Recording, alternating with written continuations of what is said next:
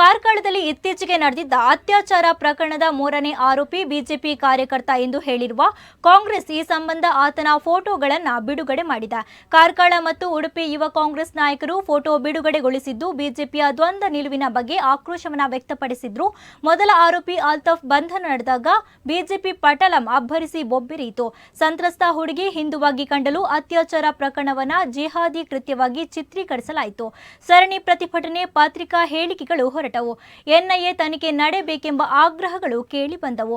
ಆದರೆ ಬಂಧನಕ್ಕೊಳಗಾಗಿದ್ದ ಮೂರನೇ ಆರೋಪಿ ಅಭಯ್ ಬಿಜೆಪಿ ಕಾರ್ಯಕರ್ತ ಎಂದು ಗೊತ್ತಾದ ಬಳಿಕ ಬಿಜೆಪಿ ಮೌನಕ್ಕೆ ಶರಣಾಗಿದೆ ಎಂದು ಕಾಂಗ್ರೆಸ್ ಮುಖಂಡರು ಹೇಳಿದ್ದಾರೆ.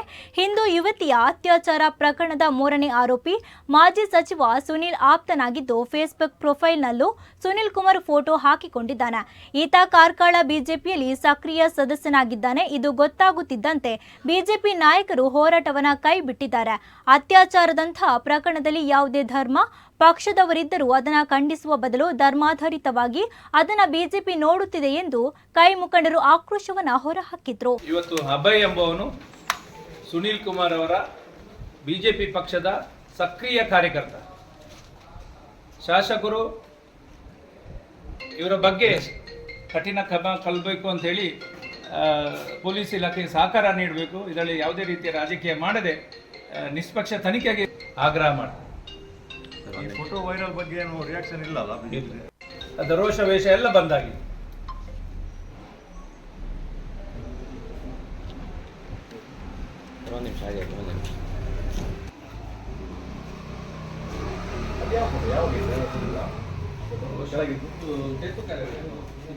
ಇದು ಯಾವುದು ಫೇಸ್ಬುಕ್ ಐಡಿ ಇದ್ದು cover photo Sunil Kumar Facebook ID active ಉಂಟು.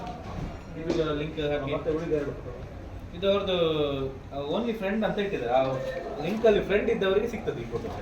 ಯಾವ ಸಂದರ್ಭ ಅಂತ ಹೇಳಿ ಇಲ್ಲ, ಫೇಸ್ಬುಕ್ ಅಲ್ಲಿ ಇದೆ ಫೋಟೋಸ್ ಎಲ್ಲ ಒಳಗೆ.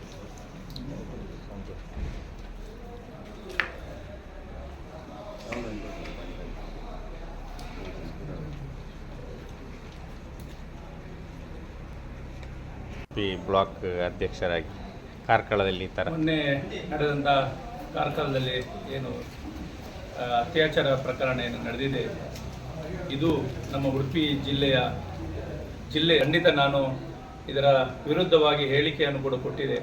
ಪ್ರಾಯಶಃ ಇದರಲ್ಲಿ ಯಾರು ಆರೋಪಿಗಳಿದ್ದಾರೆ ಅವರ ಬಗ್ಗೆ ನಿರ್ದಾಕ್ಷಿಣ್ಯ ಕ್ರಮ ಆಗಬೇಕು. ನಮ್ಮ ಪೊಲೀಸ್ ವರಿಷ್ಠ ಅಧಿಕಾರಿ ಈಗಾಗಲೇ